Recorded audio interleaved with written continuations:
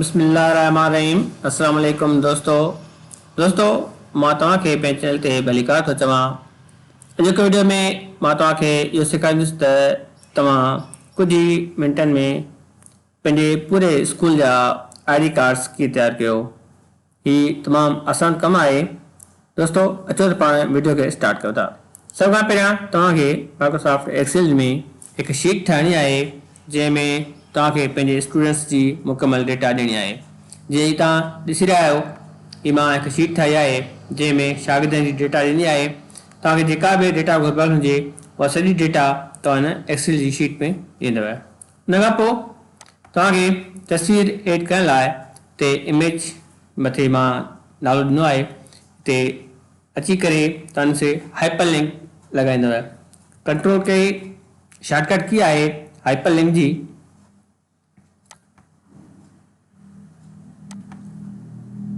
ये असां तस्वीर रखी आहे डेस्कटॉप ते, तव्हां हिनखे हाइपर लिंक लॻायूं था ऐं मां हिन ओके कंदुसि। मां हिकु ई तस्वीर रखी आहे ऐं साॻी तस्वीर जेका आहे सभिनि में इंसर्ट कंदुसि। हाणे तव्हां जिते स्लैश ॾिसी रहिया आहियो हिते तव्हां स्लैश खे डबल कंदव।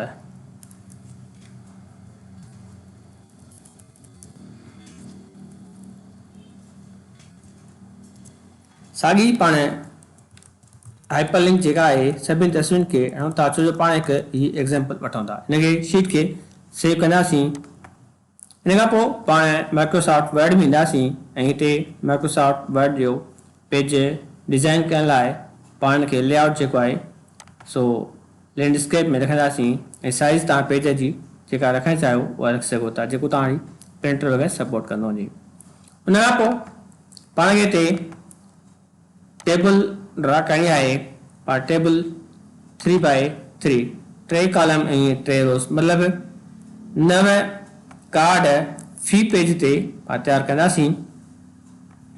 सभ खां पहिरियां पाण खे हिते कार्ड डिज़ाइन करिणो आहे। तव्हांजी डिज़ाइनिंग वग़ैरह जंहिं तरीक़े सां करणु चाहियो उन सां करे सघो था। हिन कार्ड में मां कुझु डेटा एंटर कई आहे ऐं हिन कार्ड खे जेतिरो तव्हां डिज़ाइन करणु चाहियो एतिरो डिज़ाइन करे सघो था। जेकॾहिं हिनखे बैकग्राउंड कलर वग़ैरह ॾियणु चाहियो उहो बि ॾेई सघो था। तस्वीर लाइ पाण खे हिकु ॿी टेबल ड्रा करणी पवंदी।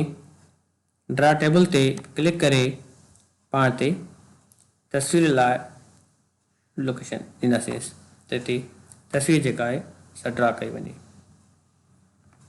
तंहिंखां पोइ पाण हिते मेलिंग जो ऑप्शन मौजूदु आहे, जिते ईंदासीं। मेलिंग जे ऑप्शन ते अची करे पाण स्टार्ट मेल मैट ते क्लिक करणी आहे। हिन खां पोइ लेबल्स ते क्लिक करणी आहे। तंहिंखां पोइ 1x2 जेको आहे सिलेक्ट थियल आहे, सिलेक्ट थियण जे हिन खां पोइ कैंसिल कयो वञे। उन खां पोइ अपडेट लेबल्स ते क्लिक कंदासीं त जीअं असांजा सभई कॉलम्स जेके आहिनि से फिल थी वञनि। इन खां पोइ पाण खे हिते हिन में सेक्शन्स जेके आहिनि डेटा फिल करणी आहे। डेटा फिल करण लाइ मेलिंग ते स्टार्ट वञी करे सिलेक्ट रिसेप्शंस ते क्लिक कंदासीं। यूज़ एंड एग्ज़िस्टिंग लिस्ट ते पाण क्लिक कंदासीं। हिन खां पोइ पाण उहा लिस्ट सिलेक्ट कंदासीं जेका पाण एक्सेल शीट में स्टूडेंट्स जी लिस्ट ठाही हुईसीं। उन लिस्ट खे पाण ओपन ते क्लिक कंदासीं ऐं हिनखे ओके ते क्लिक करिणो आहे। हाणे इहा लिस्ट जेका आहे उहा इन में एड थी चुकी आहे। हिन खां पोइ पाण खे हाणे हिते फील्ड्स जेके आहिनि इंसर्ट करिणियूं आहिनि।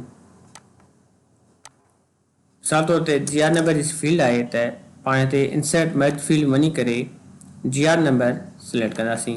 हुन खां पोइ नेम जी फील्ड आहे त इंसर्ट वञी करे नेम जी फील्ड सिलेक्ट कंदासीं।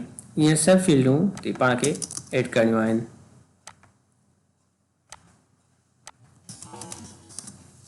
हाणे असांजे हुन एक्सेल में एड्रेस क्लास सेक्शन जी फील्ड मौजूदु न हुई, उन करे पाण हिनखे फील्ड खे एड नथा कयूं। जेका तव्हांखे जेके फील्डूं लिखणियूं आहिनि उहे तव्हां सभु फील्डूं हिते लिखी करे एक्सेल में उन खां पोइ हिते एड करे सघो था। हाणे पंहिंजी तस्वीर अची वई, तस्वीर खे एड करिणो आहे। तस्वीर खे एड करण लाइ पाण हिते ईंदासीं। हिते अची करे तव्हांखे कीबोर्ड मां अची करे तव्हां कंट्रोल F9 प्रेस कंदव। जंहिंखां पोइ तव्हांजे साम्हूं ही 2 डैश जेके अची वेंदियूं। हिते तव्हांखे लिखिणो आहे इंक्लूड पिक्चर जेको आहे वॾे अखर में लिखणो आहे उन खां पोइ स्पेस ॾियणी आहे ऐं डबल कॉमा जेका ॾियणी आहे डबल कॉमा ॾेई करे फील्ड में ईंदासीं इंसर्ट फील्ड में अची करे इमेज ते क्लिक करणी आहे इमेज ते क्लिक करण खां पोइ तव्हांजो ई जेको आहे ब्लैंक थी वेंदो तव्हां का बि घबराइण जी ज़रूरत न आहे उन खां पोइ पाण खे अपडेट लेबल्स ते क्लिक करणी आहे त जीअं हीअ डेटा जेका आहे सभिनी में फिल थी वञे अपडेट लेबल ते क्लिक करण खां पोइ तव्हां वटि इहा डेटा जेका आहे पंहिंजी सभिनी कॉलमनि में फिल थी चुकी आहे तंहिंखां पोइ फिनिश एंड मर्ज ते क्लिक करणी आहे एडिट इंडिविजुअल डॉक्यूमेंट्स ते क्लिक करिणो आहे तंहिंखां पोइ ऑल रिकॉर्ड्स खे ओके करिणो आहे ऑल रिकॉर्ड्स खे ओके करण खां पोइ तव्हां ॾिसाम्हूं हीअ ॾिसो त असांजा सभिनी शागिर्दनि जा कार्ड जेके आहिनि तयार थी चुका आहिनि पर हिन में तस्वीर न पई अचे तस्वीर खे एड करण लाइ सभ खां पहिरियां कंट्रोल ए मतिलबु सॼे डेटा खे सिलेक्ट करिणो आहे सिलेक्ट करण खां पोइ तव्हांखे कीबोर्ड मां F9 प्रेस करणी आहे तव्हां ॾिठो त F9 खे प्रेस करण खां पोइ सभिनी जे कार्डनि में तस्वीर फिट थी चुकी आहे तस्वीर पाण हिकु ई रखीसीं उनजे करे सभिनी शागिर्दनि जे कार्डनि में साॻी तस्वीर फिट थी चुकी आहे इहो तरीक़ेकार हो चंद मिंटनि जे अंदरि तव्हां पंहिंजे पूरे स्कूल जा कार्ड जेके आहिनि पंहिंजे कंप्यूटर में आसानी सां ठाहे सघो था उमेद थी कजे तव्हांखे वीडियो ज़रूरु पसंदि आयो हूंदो